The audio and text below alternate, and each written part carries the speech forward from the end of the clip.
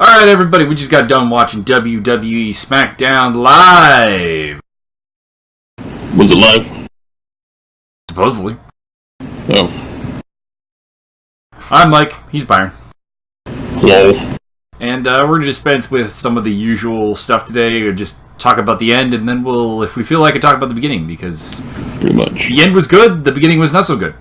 I got an idea. Why don't we only talk about the matches that weren't interrupted by commercials? Hey, we're done. We're done. Over. I almost want to reserve all judgment on all WWE matches because I can never see one. I never get to see a match in WWE. It's like they don't want you to watch wrestling on a wrestling show. Well, we established they don't. Wrestling is dirty word in the WWE. Yeah. So, we had a main event of Nakamura versus John Cena, and personally, I was a very big fan of this match. It was really good. Yeah. I mean, it's not one of, like, Nakamura's all-time great matches where he, busts up some heads or anything, but you were never going to get that. But it took my expectations, and it exceeded them. And I'm very happy with that. Yeah, it was, to the best of my knowledge, these guys have never worked together before. I mean, maybe they've done house shows, but I don't have any way to prove that one way or the other. So, to the best of my knowledge, these guys have never had a match before, and they had really darn good chemistry. So, I'd be fine with them having more and more matches. I've always said it whenever anyone tries to insult John Cena, he's not a good wrestler or whatever. I'm like, dude has some very good matches, so that to me makes him a good wrestler. Yep. And he did it again here tonight. He let Nakamura have, I think, probably more of the offense than he did. I think it was more than 50%. That seems about right, yeah. He ate a Kinshasa, which is pretty good. He ate an Exploder badly. That was probably the low point of the match was Cena's landing on the Exploder. Yeah, I don't know if because that's all on Cena to land that correctly, and he did not rotate. You watch it in slow mo. He did not rotate when he should have, and Nakamura gave him all the height in the world. So I don't know if Cena decided let's take a stiff bump for Nakamura, or he just had never done the move before and didn't know what he should be doing, which seems odd. But yeah, I don't know. I can't really think of anyone else hitting it with an Exploder, to be honest. Correct. So it's possible that, honestly, didn't really know. But yeah, I put it on Cena. But still, a little scary moment there. That could break a neck, no problem. So that's all good. They let Nakamura was stiff, but not too stiff. And everything was good. I also liked him working the "you can't see me" John Cena thing into the good vibrations. That's that's good. One nitpick is the triangle choke spot. Nakamura goes for an armbar and transitions into a triangle choke. I would prefer if the triangle choke he goes for is a mounted triangle as opposed to putting your back to the canvas, because that invites a possible pin. Yeah. Also, if you can do a triangle choke, come on, tighten that up. That's some loose triangle stuff right there. That's day one jiu-jitsu right there. I understand kind of why he doesn't want to do that, because you don't want people are dumb and bad parents and don't fucking teach their kids anything. So if a kid really put a real triangle on somebody and didn't know when to let go, there could be real problems. But B, anybody watching that's with a mixed martial arts background, I guess if they're willing to suspend their disbelief for long enough, you can see, oh, well, it was a loose triangle, of course he got out. But I'm not willing to suspend my disbelief that much, and neither are you, and just make it a little snugger. Just, don't make just it a little bit. Like, give me the foot over the shoulder, like, because the way he's doing it, like, his foot is dangling, like, down halfway down the back. Mm-hmm. And, like, that's not even a choke, actually, at that position. I will sit in that all day and pound you in the face. Mm-hmm. So that's not ideal. And unfortunately, he's done that a couple times. It's not like this is the first time. I think it's pretty much standard procedure. Which is a problem. Unless you're the Undertaker. That's the thing, is like the Undertaker has a better triangle choke, and even I think AJ Styles does a triangle choke that's tighter than that. I can't remember seeing him do it, but I would not doubt it. Mm-hmm. It's like you definitely have had tighter triangle chokes in the WWE. let's just make that a campaign. But we're getting Nakamura versus Jinder Mahal, which I'm very mixed on because I don't think it's going to be a good match. Mm-hmm. But you just put Nakamura over Cena, like that's got to be him winning the title, doesn't it? Like, I would have to say yes. I can't conceive of a reason to do that because they have not pushed Nakamura enough to make this a massive win for Jinder Mahal. So this doesn't really do anything. Well, the other thing is, if you're looking to solidify Jinder Mahal as like a top draw, you put him over Cena. You know, you don't bother with the third party, as it were. Mm-hmm. And you got to put him over here. You really do. I have to say that's a yes. I can't conceive of a reason why beating a guy who beat Cena is awesome. I mean, how many times did Randy Orton beat Cena in his career? And that still hasn't done it. Like, that doesn't translate. It doesn't do anything for anybody. Mm-hmm. So that was good. I also enjoyed the Rusev versus Chad Gable match. It was a good, it was a really good matchup because for a big man, Rusev can move and kind of sell for a little guy. And that is huge help. And of course, whenever Rusev gets to do power moves against Gable, it's hella believable. Yeah, oh yeah, it was a really good match. Really good technique, and good pacing, good body language from Chad Gable. He was legitimately on his toes, looking like an athlete doing athletic things, whereas pretty much everybody else on the roster just stands flat-footed, moves to the spot on cue, moves out of the way on cue, plods around. There's plenty of guys who are fast and quick and go from spot to spot really quick, but, it's all... Even then, the body language isn't particularly right? Yeah, even then, I mean, if you watch anybody playing defense on basketball, you've seen what Gable just did in the ring. It's not complicated, and they've got a lot of former professional or amateur athletes out there, and they should all know how to move in and out and away from things and away from danger. So it kind of took Chad Gable out there showing me what I was missing, and now I'm kind of just pissed off. I will say the only thing is that even if you played professional sports, to a degree, working that into a fight is still slightly not really in your nature. But you should be able to do it, but I think it comes down to, again, the fact that everything in WWE has to be scripted as all hell. Yeah. And going against the script, unless you are John Cena, basically, is considered to be like getting fired. Yeah. So that's the only thing I think is that keeps people from being able to develop that kind of thing in. It kind of is there with Gable because Gable is a combat sports guy. I mean, he's a wrestler. I think Kurt Angle also had that as like kind of a natural thing. I think Benoit would be another example. But I think a lot of guys, they learn professional wrestling in the WWE. That particular part of it is never taught to them. Therefore, they never do it because they're worried that that's something they're not supposed to do. I guess. Would be my guess. It's a sad state when, like, doing your job a little bit better, like doing that little bit extra stuff might actually be considered a downfall for you in your career. That's pretty depressing, actually. Yeah, I don't know. I just need some better body language. That's really all I'm after here. I would have preferred if Gable had fought the accolade a little bit more at the end. I thought it was for a face to tap out that quickly was a little bit of a letdown. Not a huge deal, but just a little bit.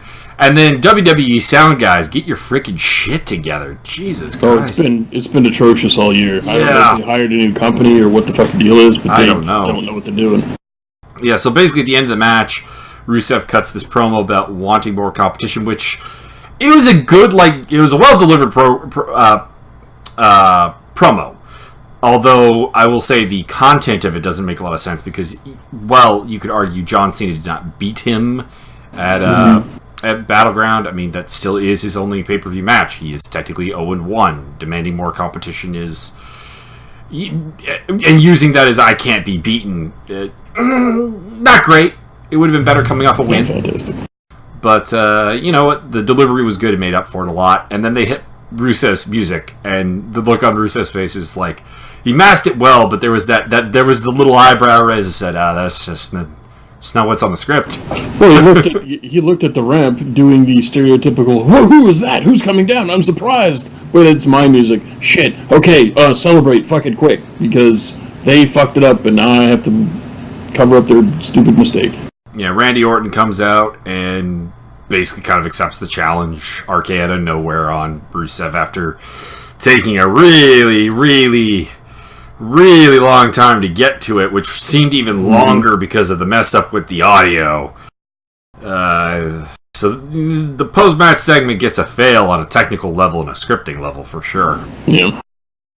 But it does lead to Rusev versus Orton, which, you know what, it could be decent. I've seen Randy Orton have good matches, but they're almost matches where he's given no choice, if you know what I mean. His feud with Christian, for example, is maybe the only time I was really behind Orton, because Christian isn't a guy who could force you to work a high pace, but he did work a high pace, and they did a good job with that. But if you want to see like Orton do good matches, the Benoit matches were pretty good. That's because Benoit kind of just went in there and said, son, none of your normal shit. This is what we're doing. The pace is picking up. Yeah. So hopefully we get something good here with Orton and Rusev, and if Rusev goes over, I'll be pretty happy. If he doesn't go over, it's not a good sign, because that'd mean he lost. Not that losing feuds to Cena and Orton is necessarily a bad thing. I mean, those are two of the top guys in the company. But to lose both of them without even like an intermediate feud win, because really all he's getting here is a match win over Gable, doesn't say great things for the state of his push. Yeah, I would have to. I don't see any reason to push Orton, because there's nothing there. Well, you also just had him do the job to Mahal, and it's I would give him a little bit of cool down time, and then, you know, like Randy Orton's pretty burial proof. Like he can lose a few matches, elevate some people maybe, and not become damaged goods. So I'd go that route. But on the biggest bright side of this is that means we're not getting Orton versus Great Khali. Oh, thank you, Jesus. Tremendous. Thank you, God. That was going to be terrible. Oh yeah. Oh. You know what? Actually, I'm gonna give Jinder Mahal some props. His backstage interview was pretty good. It was different than his standard interview. Like, he did some new material, same kind of general anti-American and a little bit of anti-Japanese stuff, but and pro-India, of course, which is, you know, the heart and foundation of his character. But the word usage was different. The tone of the interview was a little bit different. I liked it. I pretty much tuned him out, because I never hear him. Like, I just figured it was going to be more spiel about whatever, and I didn't know until after he was already gone and you're like, oh, that was different. I'm like, oh, was it? Okay. It definitely wasn't like a page from another book or anything. It was like solidly like it was a different page in the book, possibly from the same chapter. But at least it was variety. Yeah, I could dig that. But I have no interest in going back and listening to it. So I wouldn't recommend that. It wasn't good enough to warrant a rewatch. Just if he can keep doing like little different things on a weekly basis, it will make his promos pretty bearable. Yeah. Other than that, we had Naomi and Becky take on Carmella and Natty. Match was good early with Becky and Natty in there, but I think Becky may have tweaked her knee because she didn't do a lot after that. I mean, legitimately, like the spot where she started favoring her knee was not one that... It wasn't the typical WWE spot where we're going to give you an excuse to favor your knee. It looked like she may have just done a little minor tweak. So hopefully that's not too serious. My only... Well, I mean, the match was okay, but I really have no idea why Natty and Carmella were being the best of the best friends before that. Before the match started, they were like arm over the shoulder, like best buds. You guys have been feuding for like a couple weeks. Not like directly, but Natty's been saying some pretty nasty stuff about Carmella in some of the group bitch segments about, you know, how she doesn't deserve Money in the Bank and stuff. If I were Carmella, I would not be happy about that. Correct. I mean, I guess you need some friends, so it wouldn't take too much for me to be like, okay, Natty, I'm going to forgive you because I need you, sort of thing. But we didn't really get the scene that kind of tied that together. So that was missing. And then the match, once Naomi had to do most of the work, became pretty blah. Naomi does individual things very well. Like, she is a very athletic girl, but there is no flow to her glow in the ring. I couldn't resist. Yeah, that's fine. I barely remembered that she was even in the match, really. She was in most of the match. That's pretty bad. Yeah, there was hair involved, I think, at some point, maybe. I don't know. And I understand there are people that apparently do really like her, but I don't hear a particular loud pop when she comes out. Nope. Considering, only face champion on the brand. Well, AJ now, but prior to AJ winning the title, only face champion on the brand. Like, the bright side of having only one face champion should mean that champion should be getting a freaking huge pop, because that's the person we're here to see, sort of thing. And it doesn't really happen with Naomi. So, while she probably has some fandom, I would like to see that title shifted off of her. I don't particularly enjoy her myself. Her dancing gimmick is weirdly bad for someone who supposedly is a professional dancer before she got into wrestling. And I do remember her on NXT, the all-female edition, and thinking she was a very good dancer. And then they gave her the Funky Dactyls gimmick, and now this, and neither of them have been very good.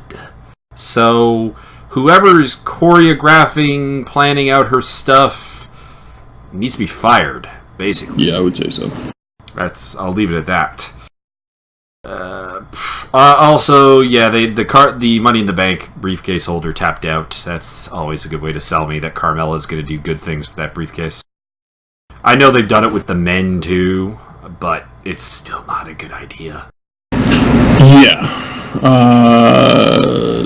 Honestly, I remember, and this match just happened, so I have no distinct memories of this, other than Becky hit a really good exploder, and that was about it. Also, wasn't there something else I mentioned something else about the finish, about something Carmella was... Oh, right, because she did that weird leg scissor thing to make her ass look great, and it does, and I'm a big fan of that. And then just as she was doing it, I said something about, oh yeah, but it's real easy to roll her over, because, oh look, she's doing it. That's cool. Yeah. We were also talking about how they made Naomi do the splits, and I'm like, this is a girl who does the splits on a regular basis. That's it's not really a move I would be, like, down for. Like, to go with, like, a male equivalent, it'd be like doing a banana split on RVD. What is the point? Mm-hmm. I guess you make his balls hit the ground. That's about it, really. But, like, and with Naomi, you don't even have that. So. Correct. So, yeah, problems with this match. All four of these girls can do things well, but as a total package, I think I'm only really down with Becky and Natty if they would rewrite her character. Before that, we had Aiden English versus Sami Zayn. Quick match with Aiden English getting a roll-up win, and then the Canelsis coming out to say that there are two facts. They love each other, and they love watching Sami Zayn lose.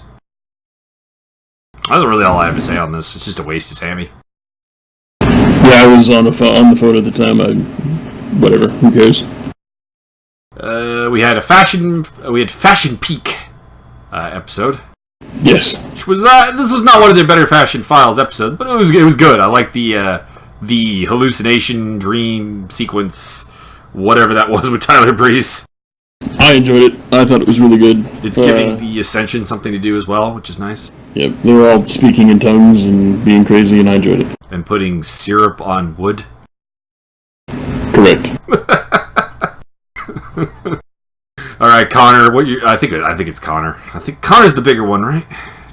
I have no idea. Whatever. Okay, the bigger member of the Ascension. I'd love the pitch for this scene. Had to be like, all right, you're gonna be standing there, you'd be grinning like an idiot, and putting maple syrup on wood. Sold. But it gets me on TV, right? Absolutely. Usos promo sucked. That's all I got. Crowd dead. No reaction. It's so adorable that they think they can rhyme, but they're rhyming slower than Dr. Seuss on Quaaludes, and it's just bad. It's just bad. And if you like this, and if you want to come back and say, I really like whatever, the entire arena went silent. That's not. Yeah. It's not the goal. It's really not. I think they must have got a signal from somewhere near ringside going, just stop and go back. And that would explain why there was so much filler in this episode. Everybody took forever to get somewhere, or forever to do a thing, or I don't know what the hell they were doing, but it wasn't good. It's just not good. I mean, I've in the past been a reasonable big fan of the Usos, but their current work, not enjoying it in the least. And the show opened up with AJ Styles and Kevin Owens in the rematch for the title. Match was okay. Finish was Owens getting, I'm using air quotes here, pinned, but his shoulder clearly up. But referee Mike Chioda was punched earlier in the match by Owens. Was a little bit out of position, a little bit discombobulated, had to have his eye looked at afterwards. Basically didn't see it. And this just all sets up Shane McMahon as the special guest referee for AJ versus Owens. What are we on, like 27? Something like that. I don't know. This is a perfectly acceptable match, but this was a perfectly acceptable opening match to a show. This was not a title match. This should not have been for a title. I don't understand. I don't really know why the title's opening up the show. That either. Also, a commercial right in the middle of your opening title match, the opening match of the show. You're setting the tone for the show. Commercial break. The Sami Zayn match was the only one without a commercial in the middle of it, wasn't it? Yeah, and that was like a 2.5-minute match. Was it? Did it go that long? Okay. I'm being generous. I think 2.5 tops. There you go. I'm including entrances. Yeah. Which in credit to AJ Aiden English, he changed his song for this one. That being said, please stop. Please stop. He changed literally one word, I think, in the entire scenario. Nah, second verse was different. Oh, was it? I was asleep by then, or answering the phone, one or the other. It was more customized for Sami Zayn. Well, but yeah. So SmackDown, kind of a thumbs in the middle show, I guess. Really good ending, not so great up until that point. Bit of a fall from last week, which was, really good. We actually enjoyed most of it last week, and they did not deliver this week. And they did not deliver on the pay-per-view, so SmackDown inconsistent, Raw pretty bad. Yep. That's the state of your main roster WWE programming right now. Yeah, at this point, the only reason I would tuning into anything is if they announce some sort of massive match that I don't think I can miss, even though I know it's going to be bad and they're going to fuck it up. Well, Cena versus Nakamura was good. It was good, but literally you had to tell me a week in advance that I was going to see it. And then I forgot. I forgot until they were re-announcing it today. So the only reason I'm going to tune in for a big match that I think probably I can't possibly miss, or the Fashion Files. Those are the only reasons to watch the 5 hours of WWE programming, and I'm going to go with 15 minutes. Usually more than 15, I would say. It's like about a half hour to 45. I don't know, that's generous. That's still a bad ratio. I mean, we're still talking less than 20%. Yeah. So I at this point, what's the point? What's the point in watching? I mean, NXT's enjoyable. Like, I would say today's show was 2 hours long, and we got slightly over an hour of enjoyment. That's way beating the average. Yeah. And, I mean, I watched Raw, and it was 3 hours of watching for, I'm going to say I enjoyed maybe 10 minutes of it. Yep. So, yeah. Not great. This one was okay. SmackDown's okay. But Raw, bad. 205, not great. I mean, how do you NXT, have a show? How do you have a show with Samoa Joe in the main event and have it be bad and stupid? I don't know. Put an 80-year-old in charge. Yeah, you also got Finn Balor on there. Oh yeah. You got Seth Rollins, who's not terrible. Yes, he is. I know you're not a fan, but I remember the Tyler Black stuff, and he's okay. He is not a main event caliber guy. He's not like the fans built him up as like the future, and even in ROH, I was always kind of like, it was upper mid card. But I was never sold on him in ROH, and then suddenly they put the title on him, and I'm left holding my dick, going, "Pardon?"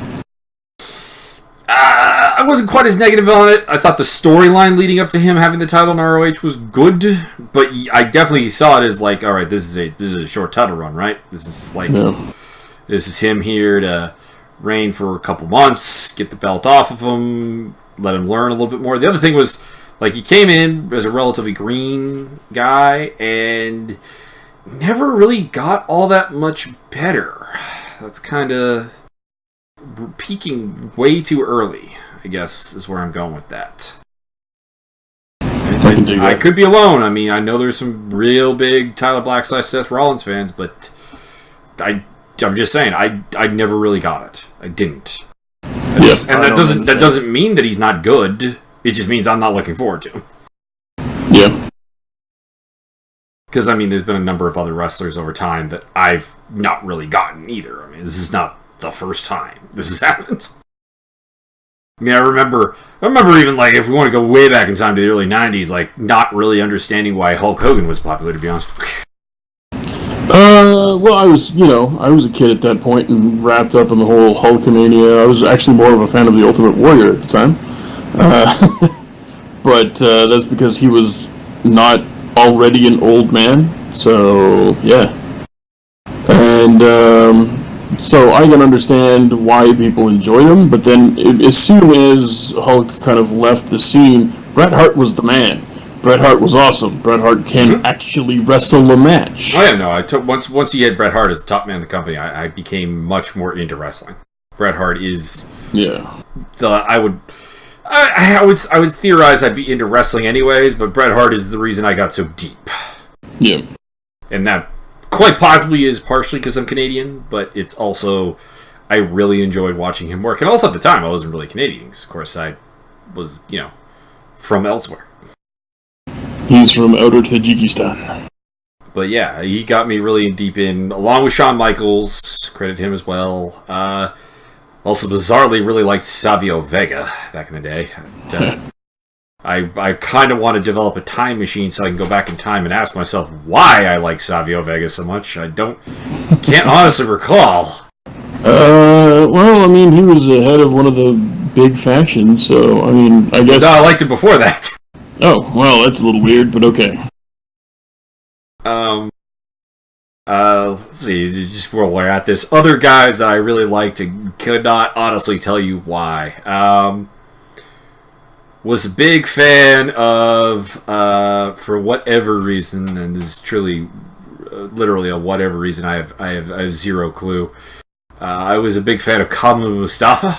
I don't, the Godfather. Don't really know why. No, well, no, I mean specifically like Kamala Mustafa. I wasn't even, like, I became less of a fan when he became the Godfather. Oh, you mean Papa Shango. Bit weird. Also, really a big fan of Duke the Dumpster Droese. Well, I mean, who doesn't like Duke the Dumpster Droese? So that's some weird interest as a kid when it came to professional wrestlers, but I think around the 2000s I finally established myself as actually remembering why I liked guys. Doesn't mean that I was necessarily a fan of like only star wrestlers. Steve Blackman's my boy. Yeah, Steve Blackman was awesome. He would nunchuck the shit out of you and or kendo stick you right in the face. Big fan of him. Another kind of jobber guy, Scotty 2 Hotty, I actually really enjoyed. Didn't actually enjoy him in the ring, but like just everything I've heard about him, kind of as time has gone on, leads me to believe he's a real cool dude, and he can work at okay match. Yeah, he was definitely the worker of the group. So that's it for the trip down memory lane. Other wrestling news. There's some debate whether Kenny Omega had a good match with Toru Yano. We'll see that in the G1 Climax. How can you not have a good match with Toru Yano? That's I'm thinking impossible. maybe it's like a comedy one, and people are kind of annoyed that Omega got put into that. I guess I don't know. We'll see it, and then we'll know. It's Toru Yano. I know. What the fuck?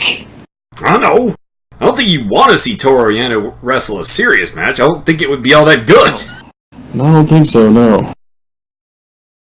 I mean, I'm sure he can work to a degree, but it's never really been a fan of his working. He's fine. It appears the Hardys are further away from legally acquiring the broken gimmick, although Matt Hardy is kind of having a little bit of a fuck it, I'm going to do it anyways moment. Yep. So we may get it broken regardless. Also, just to say something, there are a couple of people who were like, kind of like, if Matt Hardy's such a creative guy, why doesn't he just come up with something else instead of the broken gimmick? Well, because he would be right back where he is now, only in a worse spot if he were to ever leave WWE. Because he would have to leave that gimmick behind, and he is not winning that legal battle. No. So, I mean, Cody Rhodes can't even win a legal battle to call himself Cody Rhodes. It would be problematic at best. So, yeah, I think any wrestling fan who is like on the GFW side and the whole Hardy debate is just ignoring things, I guess, being like very selective in the facts that they accept. Because a lot of the counter argument is like, well, you don't complain when WWE does this. Well, we do. Totally do. It's just WWE doesn't need the goodwill nearly as much, and doesn't need to maintain good relationship with the talents nearly as much. And also, frankly, most gimmicks that appear on WWE TV are very much developed by the WWE creative staff. You've got hundreds of writers back there. They got to do something.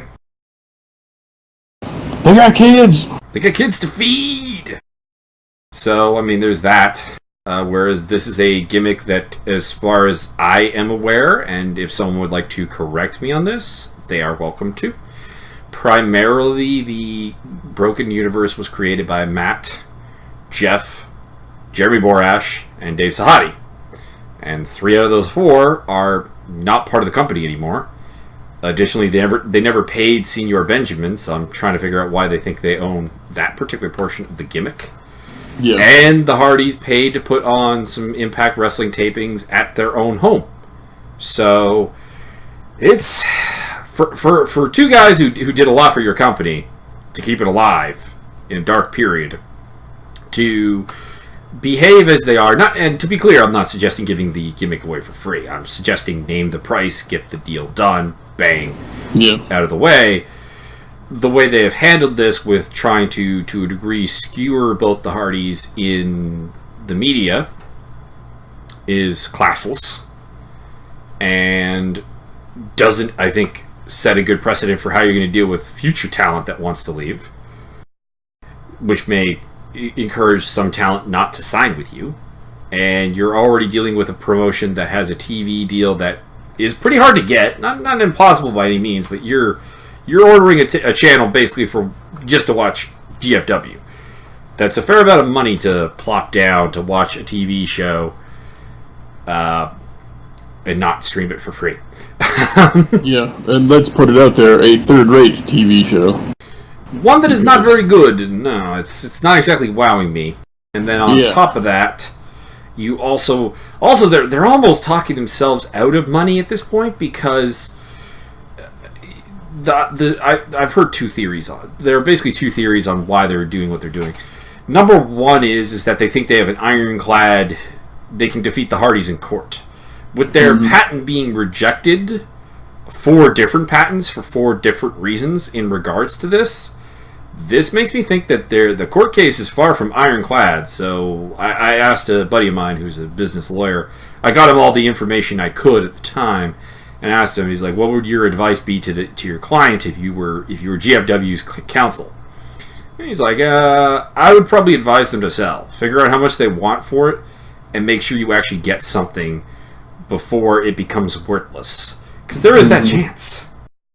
And the second part of the scenario is some people have been suggesting that they're saving it so that when Matt Hardy comes back from WWE, he can do the Broken Universe in GFW.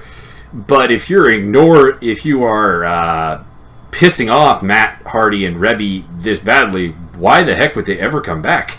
Exactly. So neither of those justifications really work. So yeah, if Ed Nordholm ever sees this, just name your price, buddy. And if the Hardys aren't going to meet it, you know what? Then you have something. You have something. Yeah. I mean, I'm assuming that Ed Nordholm is a businessman, and he is in the business of doing business, so fucking make some money. Yeah, this is just it's a very bizarre scenario. And it's not like you're helping WWE to make more money. Believe me, they'll figure out how to fuck up the Broken Universe. They're very good at that. Have faith. Mm-hmm. That's all the kind of wrestling news I got for today. You got anything you want to add? No, not really. I'm pretty much tired of the WWE. The quote main shows. NXT and 205 are really darn good, if not great, on a weekly basis.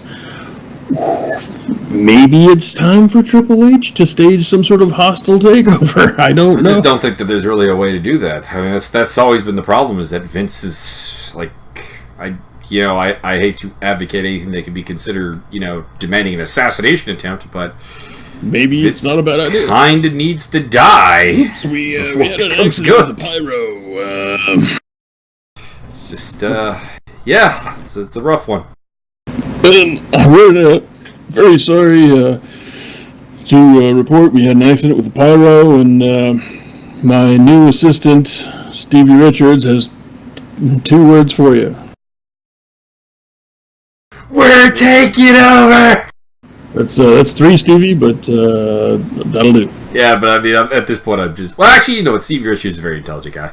If you've not, just talking to the audience, if you have not watched Stevie Richards' shoot interviews, I recommend it. They're actually very insightful. Mm-hmm. And he doesn't really come across as a mark for himself like most people do. So that's kind of nice. Yeah, no, doesn't mean that he's telling the truth, but... He seems like a very genuine person. So I do like me some Stevie Richards. Mm. Now, if you want a guy who is a mark for himself, but still entertaining, Danny Doring's shoot interview.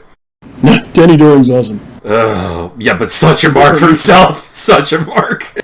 Totally different reasons, but yes. I assume I'm getting zero truth from him, but I'll deal with it. He's entertaining. So that's all we got for this week. Well, not this week, this evening. This week we still have more G1 to go through. Nights 3 and 4. We've got NXT. We've got 205 Live to do. I'm going to try and watch GFW this week and report back as to whether it's something worth our time. Fair enough. Well, why don't you, so again, anybody who's not paying attention, I am going to be out of town between Thursday afternoon and the Tuesday following evening, so there's not going to be consistent stuff like we've been putting out before. Both subscribers, a little disappointed, I know, but are we up past 8 yet? I'll look while you're talking. Alright, anyway, I'm going to be out of town, cousin's wedding, so there won't be consistent videos dropped, and maybe if you're real lucky, Mia will pull some off-the-cuff stuff. I actually have an idea, sure. And maybe if anybody's bothered to listen to us this long, they'll listen a little bit longer. Mia has a simulation program that will simulate a variety of things, including pro wrestling. So I was wondering, perhaps if Mia wanted to do some actual fantasy booking, he could maybe you could just do a little narration on what's going on, run it at 50 times speed, and tell report back. You can have some fantasy. You could do fantasy SummerSlam before SummerSlam happens. Ah, cool. Yeah, no, we could totally do that. I'll be down. That would be fun. So if you're interested in that, leave some comments. And if there's an audience for it, we'll do it. Sounds like a plan. I think we should do it one time just in case. Mm-hmm. So, yep, that's all we got for this time. My back's feeling better, which is nice. Excellent. Although, that means I'll have to do less drugs. Man, come on. That's not a thing that has to happen.